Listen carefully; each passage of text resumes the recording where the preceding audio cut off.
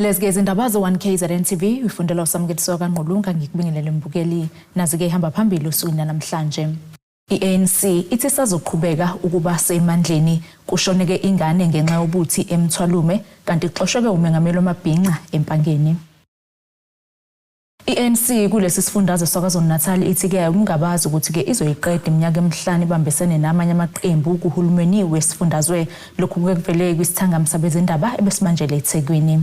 Emva kwamahemhemo ayasabalala ukusukela ngesonto ledlule mayelana nohulumeni obambisana okhona esifundazweni kwaZulu-Natal, namuhla inhlangano ANC icacisile ukuthi isajabule ngendlela abasebenzisana ngayo, kodwa yabisiveze ezinye zezinto engajabulile ngazo, ikakhulukazi ezenziwa abanye ongqongqoshe bamanye amaqembu.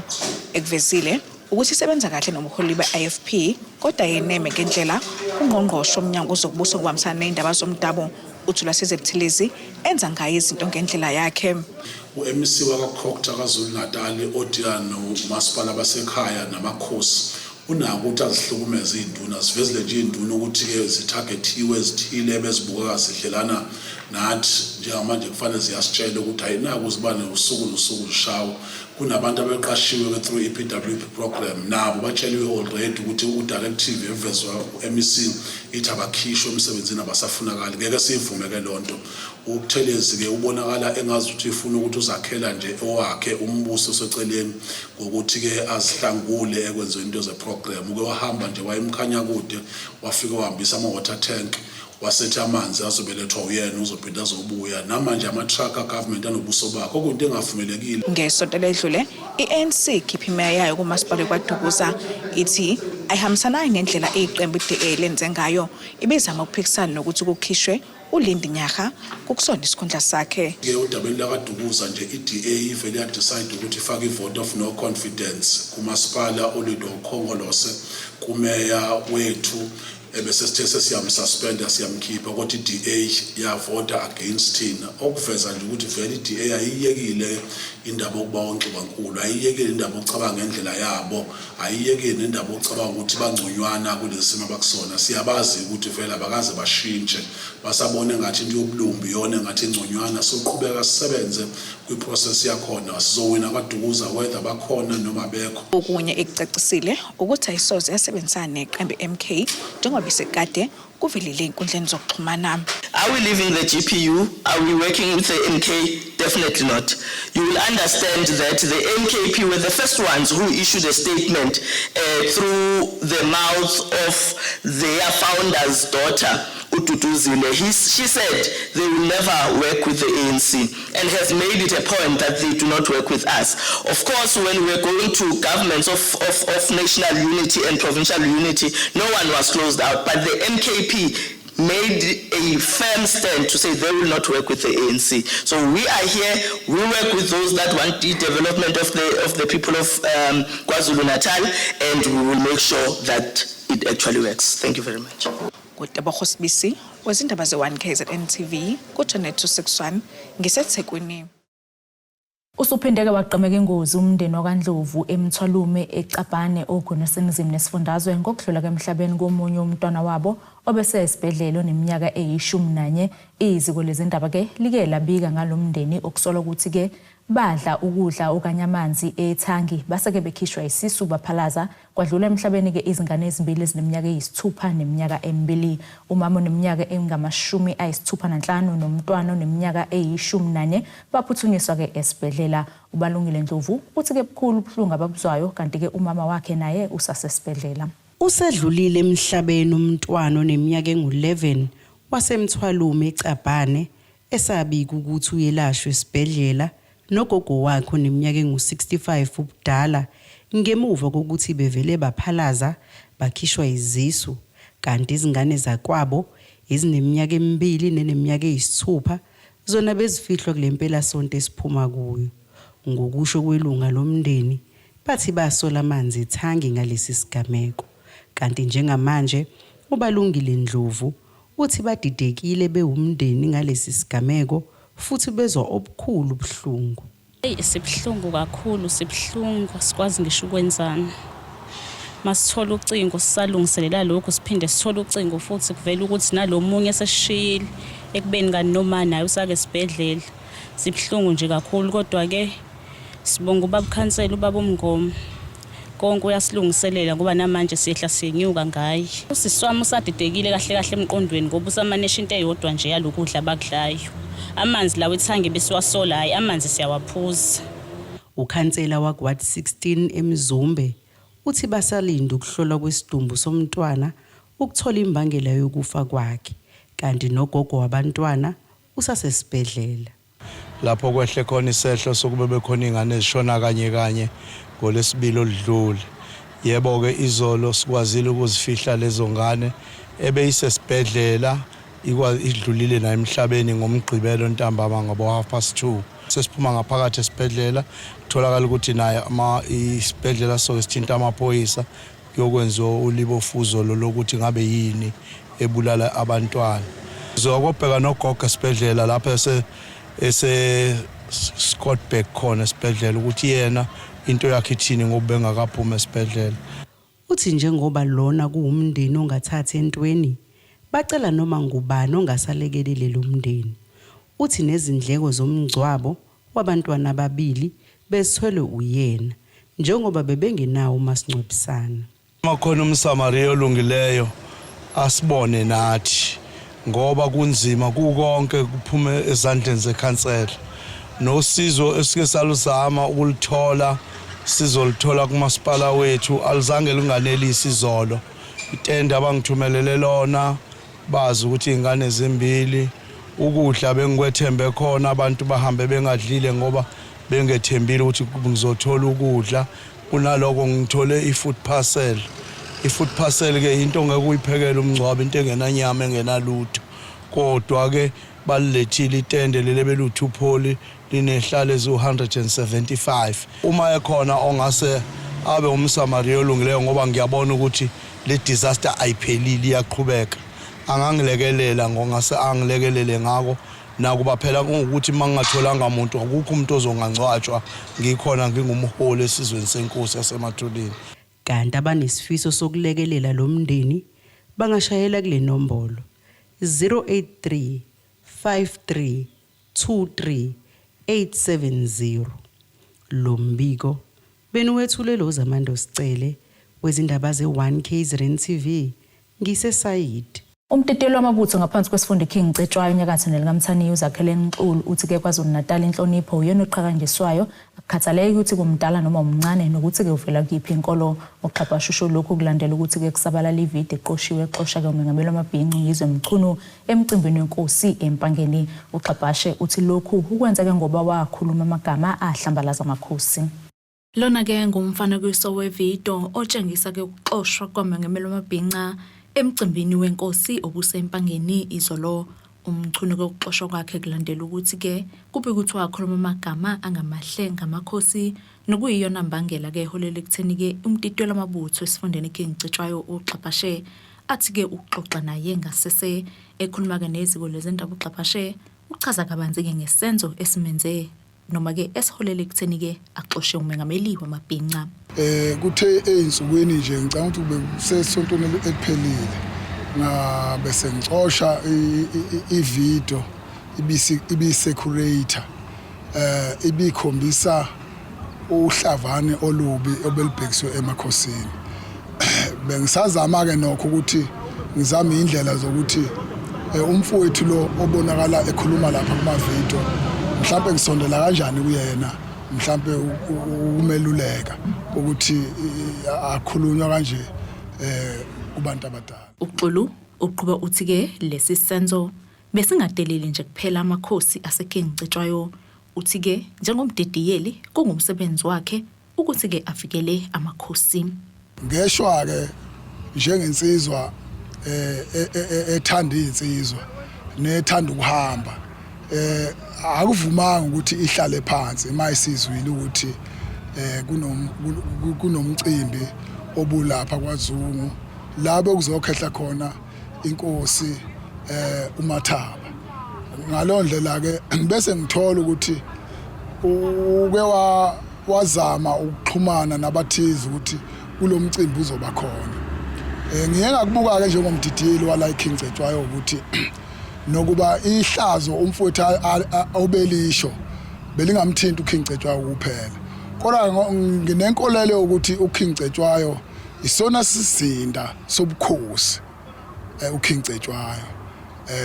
Ngiye ngabona ukuthi angiqaphe ngeso lokhozi ukuthi umcimbi wenkosi ungonakala. Nangampela ke sifikile isigijimi kumina njengomdidiyeli ukuthi nanga umfowethu ngapha bayam interviewer. Lapha ke engiyeke khona konke dadewethu bengixakekile lapha umsebenzi omkhulu. Ngicabanga ukuthi ngikhuleke kahle kodwa kuye ukumcela ukuthi akagudluke. Ngiyoxoxa naye eceleni ngenhlonipho. Ngijatshulisa ukuthi ke ungivumele ukuba sixoxe eceleni. Engingakusho nje mina dadewethu ngisho emndenini wakhe. Futhi ngabe uyangifonela noma ufuna ama numbers ami ukuthi bakhuleke nje bethi donda xabhashe siyabonga ukuba usihlengele ingane yethu. Ngathi lokho nje mina kodwa enginxusayo ukuthi umfowethu noma ngabe kuthiwa uyiciko elingakanani iciko ke siyakuthanda njengoba singamaZulu kodwa phela akayigadi izinto eziphuma emlonyeni wakhe futhi afuna aqonde kahle ukuthi noma ngabe ukuyiphi inkolo kodwa ayikho inkolo engaphezulu kobukhosi. Asike sithishelele ezitolo siba siqhubeke nazo indaba zethu.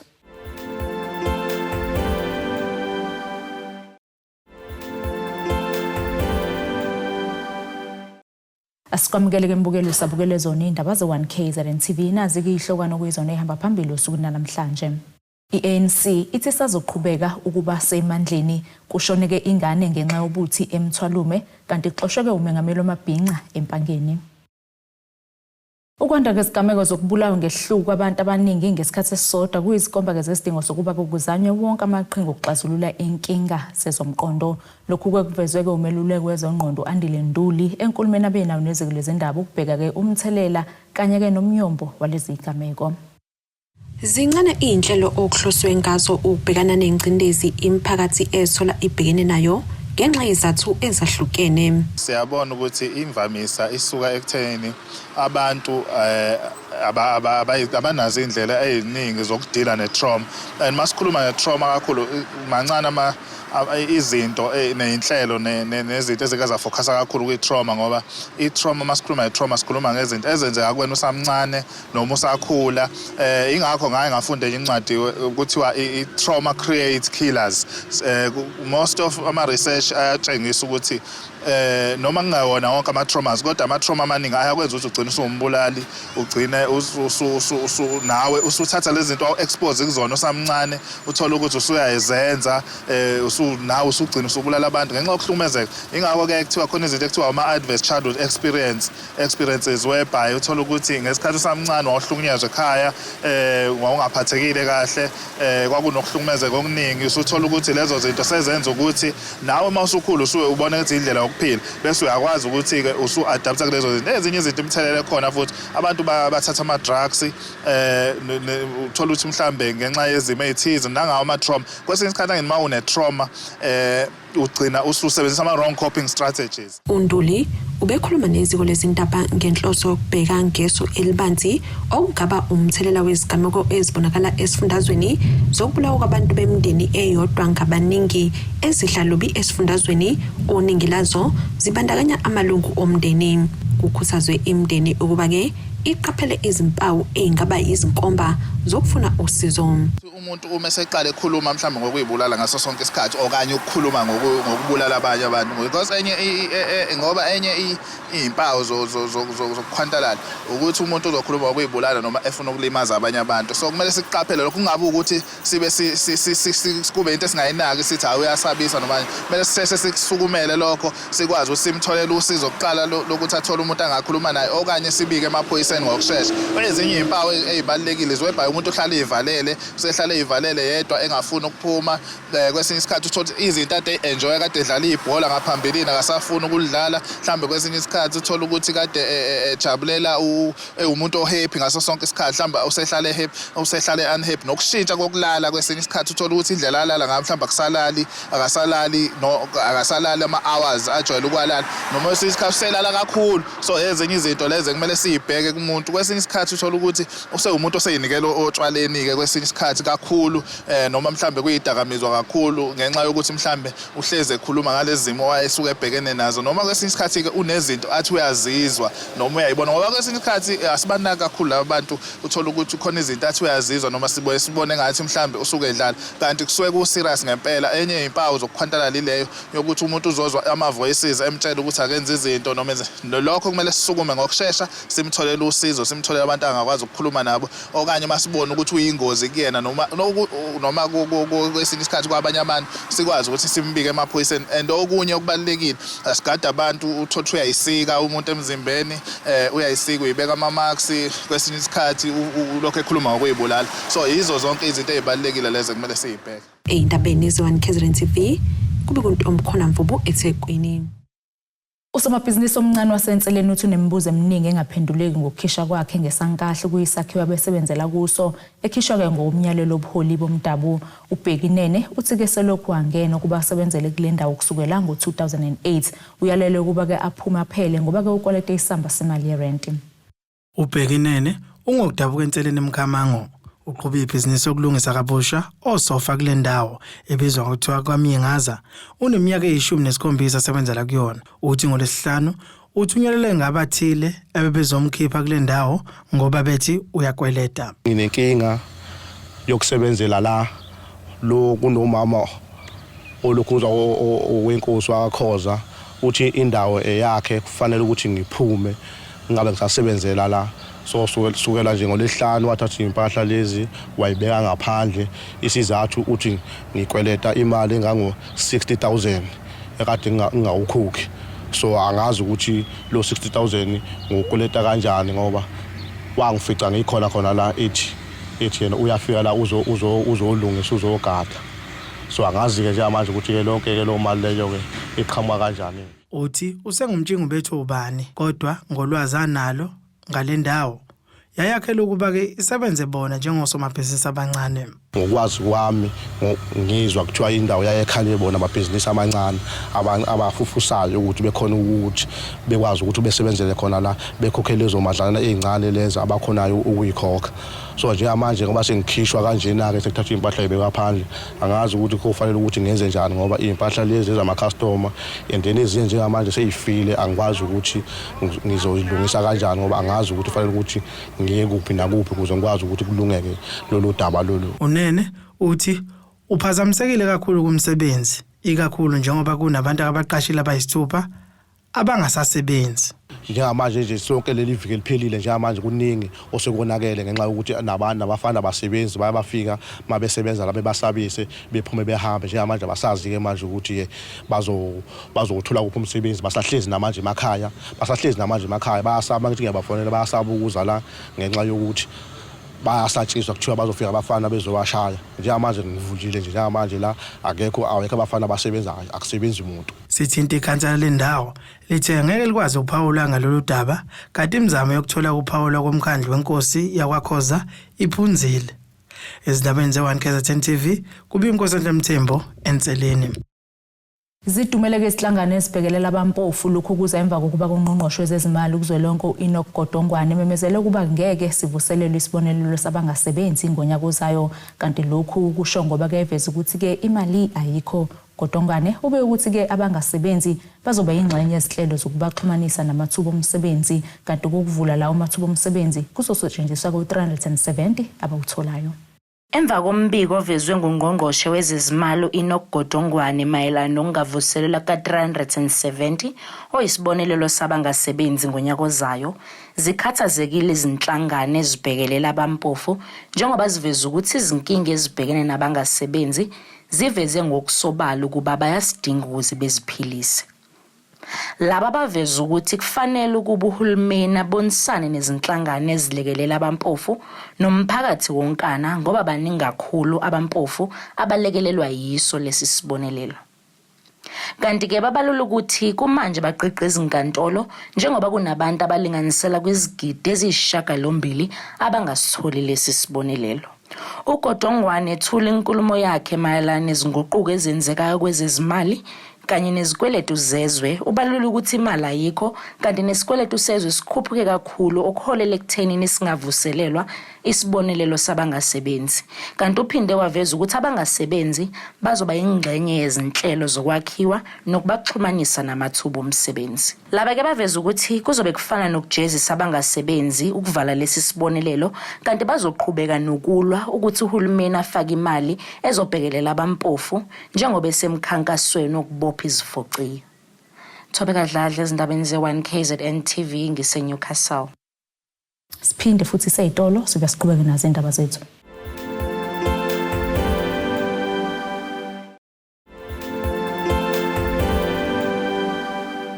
Asiphinde-ke sikwamukele mbukelo usabukele zona indaba ze-1KZNTV sikhumbuza ihlokwana bekuyizona behamba phambili namhlanje. I-ANC ithi sazoqhubeka ukuba semandleni kushoneke ingane ngenxa yobuthi emthwalume kanti ixosheke umengameli wamabhinqa empangeni. Ake sibheke engosini yezomnotho.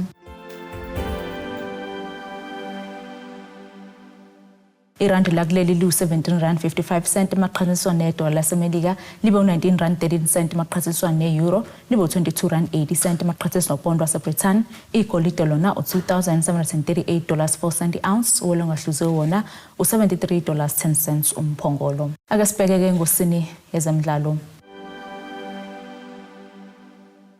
Kumshayisa-ke ngovalo ukubhekana no-Orlando Pirates ekuhambeni-ke ekubeni-ke bingadlali ngempela sonto umqeqeshi we-Richards Bay FC uBrendan Tuta. Lawa-ke maqembu azodudulana kuwe-Betway Premiership e-Orlando Stadium kusasa kugamanxabe kwehora lesikhombisa kusihlwa i-Natal Rich Boys ikhiphe-ke i-Cape Town City kuyokuhlungela kuya kwamanqamu e-Carling Knockout ishaya-ke ngamagoli 4-5 sekukhahlela kamaphenalty kulandeleka umdlalo opheleke ngeqanda ngapha nangapha. Ezimnyama-ke zona behlabeke ikhefu elincane ngempela sonto kwazise-ke zawashiswa-ke ijezi iMagesi FC kwi-16 Carling.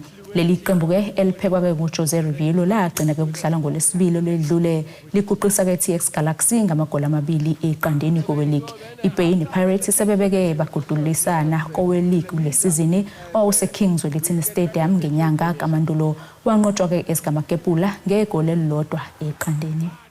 Nasike isimo sezulu esingalindeleka.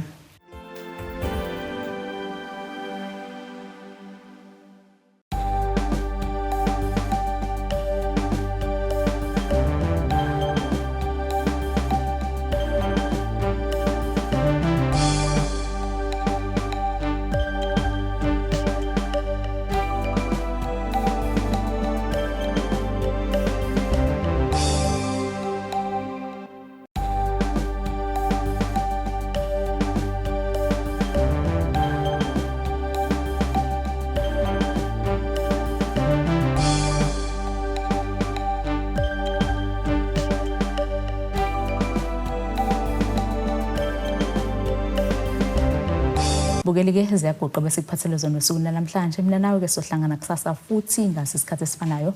Nisale kahle. Abethuli bethu bezindaba baxhaswe iThulis Bayview Bridal. Ungabashayela kulezi zinombolo ezivelile.